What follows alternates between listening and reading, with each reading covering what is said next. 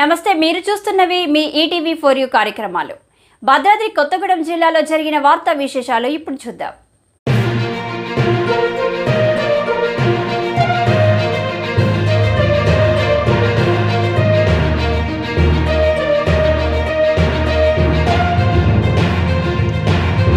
All India trade union AITUC Congress శిక్షణ తరగతులు November 19, 20, 2024 మంగళవారం నాడు గౌతంపూర్ కమ్యూనిటీ హాల్ స్వర్గీయ కామ్రేడు బందెల నరసయ్య ప్రాంగణంలో నిర్వహించారు.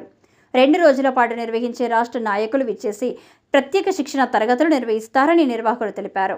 ఈ కార్యక్రమంలో ఏఐటీయూసీ రాష్ట్ర అధ్యక్షులు Yusuf, Singareni college workers union అధ్యక్షులు వాసిరెడ్డి సీతారామయ్య, ఏఐటీయూసీ జిల్లా అధ్యక్షులు కంచర్ల జమలయ్య, ఏటీసీ జిల్లా ప్రధాన కార్యదర్శి నారెడ్డి ప్రసాద్, సారయ్య, వట్టికొండ మల్లికార్జున్, తోటరాజు తదితరులు పాల్గొన్నారు.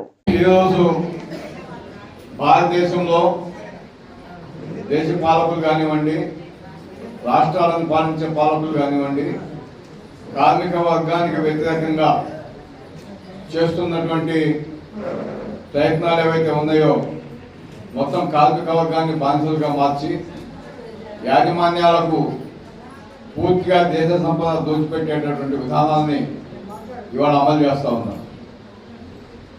కార్మిక వర్గం గత 105 సంవత్సరాల నుంచి సాధించుకున్నటువంటి కార్మిక చట్టాలని పూర్తిగా రద్దు చేసి వాటి స్థానంలో 4 కోడ్లు తీసుకొచ్చి ఆ కోడ్లలో కూడా కార్మికులకు వ్యతిరేకంగా అనేక అంశాన్ని తయారు చేసి యాజమాన్యాల దగ్గర కార్మికులు బానిసలలాగా పనిచేసేటటువంటి విధానాలను మేము వ్యతిరేకిస్తా ఉన్నాం. గతంలో సాధించుకున్నటువంటి చట్టాల్లో కార్మికులకు అనుకూలంగా ఉన్నటువంటి కొద్ది సౌకర్యాలైనా లేకుండా మరి ఈనాడు కార్మిక వర్గానికి ఏ సౌకర్యాలు లేకుండా చేస్తూ ఉన్నారు. దీంట్లో భాగంగానే ఇప్పుడు చేస్తున్నటువంటి 8 గంటల పని స్థానంలో 12 గంటలు పనిచేయాలని చెప్పి కోడ్లలో చేర్చడం జరిగింది. అట్లాగే గతంలో ఉద్యోగంలో చేరినటువంటి ఉద్యోగి 58 సంవత్సరాల దాకా ఉద్యోగ భద్రత కలిగి ఉండి రిటైర్మెంట్ అయిన తర్వాత పెన్షన్ సౌకర్యం తీసుకునేటటువంటి అవకాశం ఉండే. మరి ఈరోజు ఇండస్ట్రియల్ లేబర్ కోడ్లో పెట్టినటువంటి టైం బేస్డ్ ఎంప్లాయ్మెంట్ అనేది చాలా అన్యాయమైనటువంటిది. గతంలో 58 సంవత్సరాలకు రిటైర్మెంట్ ఉంటే ఇప్పుడు యజమాని కాల పరిమితిని నిర్ణయిస్తాడు. సంవత్సరం పనిచేయాలన్నా 2 సంవత్సరాలు పనిచేయాలన్నా, అంటే ఉద్యోగ భద్రత అనేది పూర్తిగా లేకుండా పోయేటటువంటి పరిస్థితి కలిగింది. అంతేకాకుండా సంపదని కార్మికులు సృష్టించడం లేదు, కేవలం కార్పొరేట్ శక్తులు ఏవైతే ఉన్నాయో యాజమాన్యాలు వాళ్లే సంపద సృష్టికర్తలు అని చెప్పి మన ప్రధానమంత్రి గారు చెప్పడం చాలా సిగ్గుచేటైనటువంటి అంశం. సంపద సృష్టించే కార్మికుడికే ఆ సంపద మొత్తం చెందాలి, ఆ చెందే విధంగా సమాజం ఏర్పడాలి అని చెప్పి మేము చేస్తున్నటువంటి పోరాటంలో భాగంగా ఈ పోరాటాన్ని ముందుకు తీసుకెళ్తాం. అంతేకాకుండా రేవంత్ రెడ్డి గారు అధికారంలోకి వచ్చినప్పుడు కాంట్రాక్ట్ ఉద్యోగులందరినీ పర్మనెంట్ చేస్తారని చెప్పి హామీ ఇచ్చారు. మరి వాళ్ళందరినీ పర్మనెంట్ చేయాల్సినటువంటి అవసరం ఉంది. అలాగే స్కీమ్ వర్కర్లుగా పేర్కొంటూ ఆశా, అంగన్వాడీ, మధ్యాహ్న భోజన కార్మికుల్ని వారికి కార్మికులుగా గుర్తించాలి, గుర్తించి వాళ్ళ వేతనాన్ని ఫిక్స్ చేయాలి, వాళ్ళ కనీస వేతన చట్టం కిందకి తీసుకురావాలి, వాళ్ళకు కూడా జీవోలని విడుదల చేయాల్సినటువంటి అవసరం ఉంది. ఈ 3 డిపార్ట్మెంట్లలో పనిచేసే వాళ్ళని ప్రభుత్వ ఉద్యోగులుగా గుర్తించాలని ఏఐటీసీగా మేము డిమాండ్ చేస్తా ఉన్నాం. గతంలో సీఎం గారిని కలిసినప్పుడు కూడా ఈ సమస్యల్ని పరిష్కారం చేస్తామని చెప్పి ఆ సమావేశంలో హామీ ఇచ్చారు. మరి ఆ హామీని వెంటనే నెరవేర్చాలని చెప్పి సీఎం గారికి తెలియజేస్తా ఉన్నాం.